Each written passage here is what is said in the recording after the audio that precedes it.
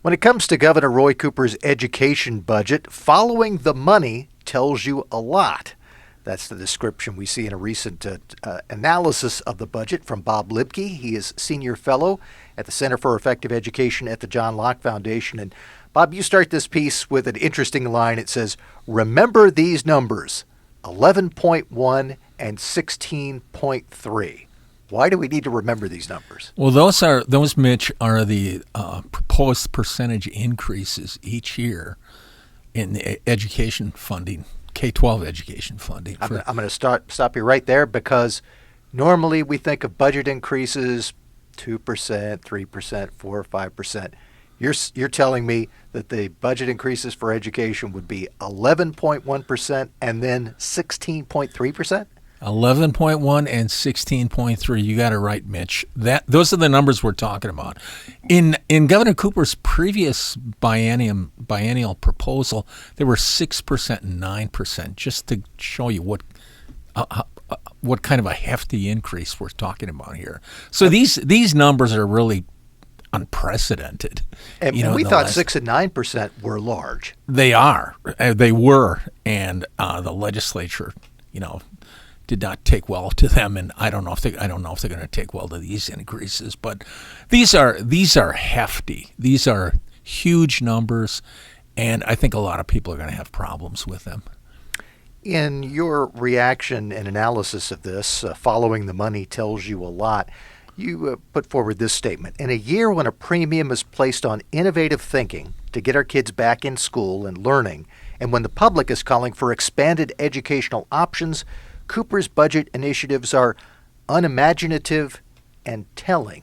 First of all, why unimaginative? Well, I'd tie that back to the sentence you just read, in that everybody knows this has been a tough year for education, especially public education. I mean, the pandemic, government policies have closed down schools. Kids are not in school.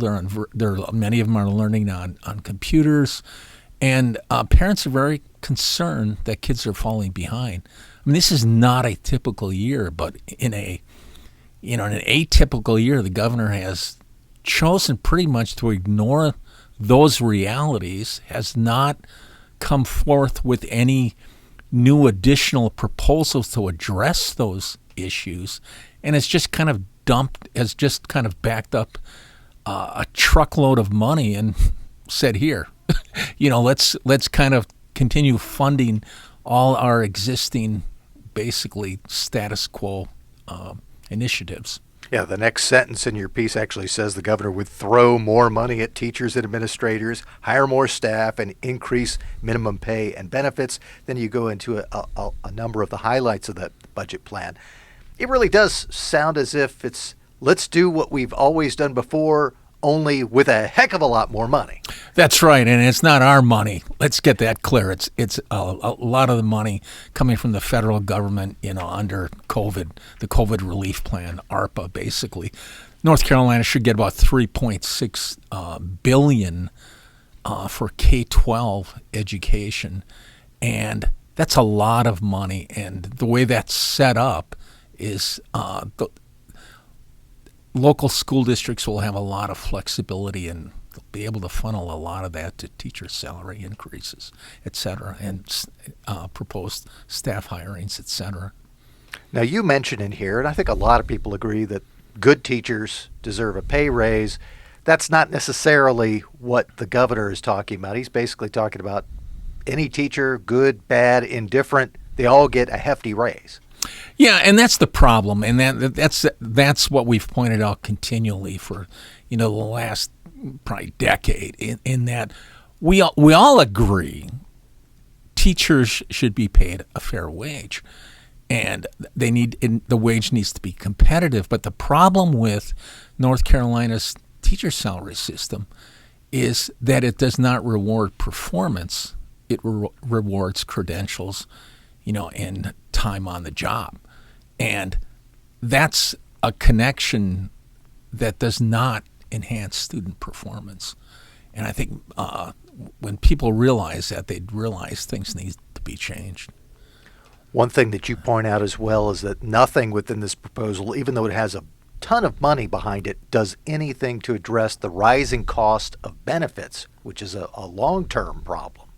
Yeah, that's right, Mitch. And that's another area where I think the governor could have taken an initiative and at least recognize that this is a huge problem. We talk a lot about teacher pay, and again, teachers deserve a fair wage, but I think in this whole discussion, what's been missing is, teacher benefits. I mean, we need to be talking about teacher compensation, which includes teacher pay and teacher benefits when we talk about this discussion. But sadly, that's been missing, and that's really the 900-pound gorilla in the room, because the rising cost of benefits really narrows the amount of money, or takes away the amount of money, or limits the amount of money that North Carolina can use for teacher salaries, et cetera. So it's an issue that we really need to address. Now, that's one 900-pound gorilla. Another one, maybe not as large, maybe it's an 800-pound gorilla, but you also reference this in your piece, and that is the governor does address this, but perhaps not in the way that we'd like to see him do it, and that is this Leandro school funding lawsuit. That is still hanging in the background as the governor, legislators, all policymakers decide what to do with education. What should people know about the Leandro lawsuit's role in all of this? Yeah, well, Leandro is really in the background. It's in the shadows of this entire proposal. It's a huge issue. The major provisions were already rolled in to Cooper's budget, and the legislature has been pretty stalwart in just saying we're not going to deal with this. Cooper's education budget, following the money, tells you a lot. That's the name of a piece published at johnlocke.org. Its author is Bob Luebke. He is Senior Fellow at the Center for Effective Education at the John Locke Foundation. Thanks so much. Thank you, Mitch.